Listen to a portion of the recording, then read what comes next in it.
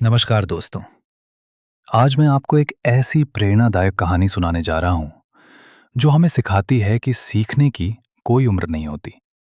ये कहानी है एक दादी और उनकी पोती की, जहां प्यार, सम्मान और शिक्षा की शक्ति दिखाई देती है। कई साल पहले कर्नाटक के एक छोटे से गांव में एक बुजुर्ग महिला रहती थी। सब लोग उन्हें प्यार से कृष्णक्का कहते थे।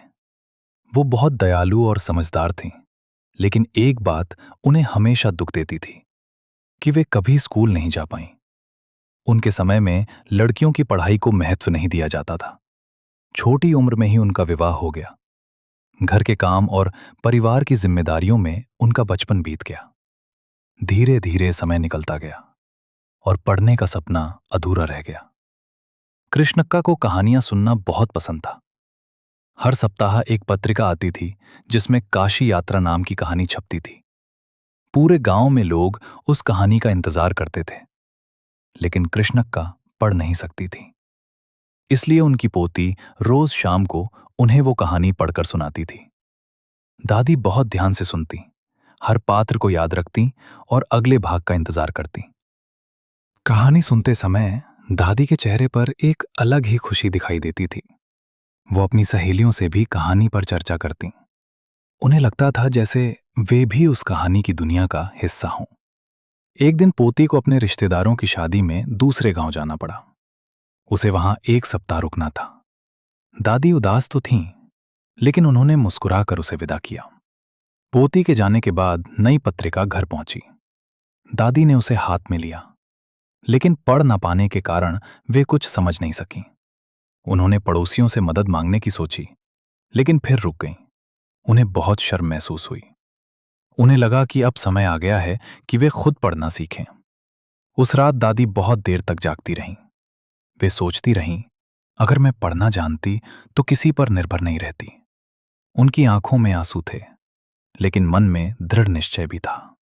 जब पोती वापस घर लौटी तो उसने दादी को चुपचाप बैठे देखा। दादी की आंखें नम थीं।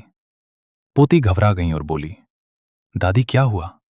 दादी ने धीरे से कहा, बेटी मुझे पढ़ना नहीं आता। मैं कहानी नहीं पढ़ पाई। मुझे बहुत दुख हुआ।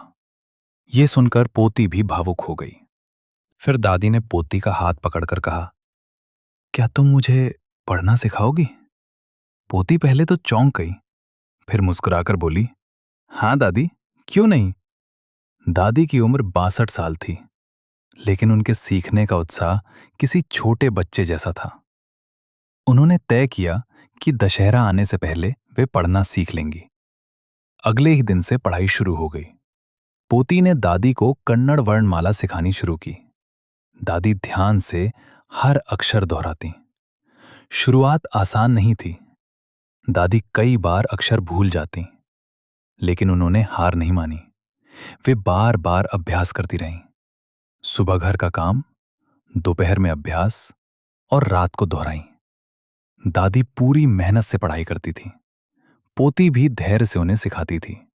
वो स्लेट पर अक्षर लिखती और दादी उन्हें बोल बोलकर पढ़ती। धीरे धीरे दादी का आत्मविश्वास बढ़ने लगा। कुछ ही दिनों में दादी छोटे शब्द पहचानने लगी। अब वे दुकान के बोर्ड पढ़ने की कोशिश करती। उन्हें बहुत खुशी होती थी। गांव के लोग भी आश्चर्यचकित थे। वे कहते, इस उम्र में पढ़ाई? लेकिन दादी मुस्कुराकर जवाब देती, सीखने की कोई उम्र नहीं होती। दिन बीतते गए। दादी का अभ्यास जारी रहा। अब वे छोटे छोटे वाक्य पढ़ लेती थीं। उनकी मेहनत रंग ला रही थी। दशहरा का त्योहार आ गया। घर में पूजा की तैयारी हो रही थी। सब लोग खुश थे, लेकिन दादी के मन में एक अलग ही उत्साह था। पूजा के बाद दादी ने अपनी पोती को पास बुलाया। उन्होंने एक पुस्तक उठाई और पढ़ना शुरू किया। धीरे धीरे, लेकिन पूरी आत्मविश्वास के साथ दादी ने कहानी की पंक्तियां पढ़ी। पोती खुशी से उन्हें देखती रह गई। दादी ने आखिरकार काशी यात्रा खुद पढ़ ली। उनकी आंखों में खुशी के आंसू थे। आज उनका सपना पूरा हो चुका था। फिर अचानक दादी नीचे झुकी और अपनी पोती के पैर छू लिए। पोती घबरा गई और बोली, दादी आप क्या कर रही हैं? दादी मुस्कुराईं और बोली, तुम मेरी गुरु हो। गुरु का सम्मान करना चाहिए। ये सुनकर पोती भावुक हो गई। उस दिन पोती ने समझा कि शिक्षा केवल किताबों तक सीमित नहीं होती, ये आत्मसम्मान और आत्मनिर्भरता भी देती है।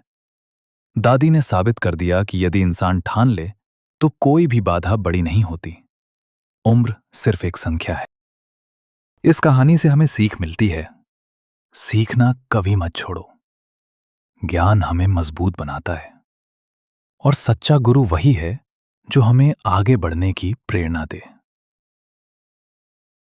अगर आपको यह प्रेरणादायक कहानी पसंद आई हो तो वीडियो को लाइक करें, चैनल को सब्सक्राइब करें और अपने दोस्तों के साथ शेयर जरूर करें।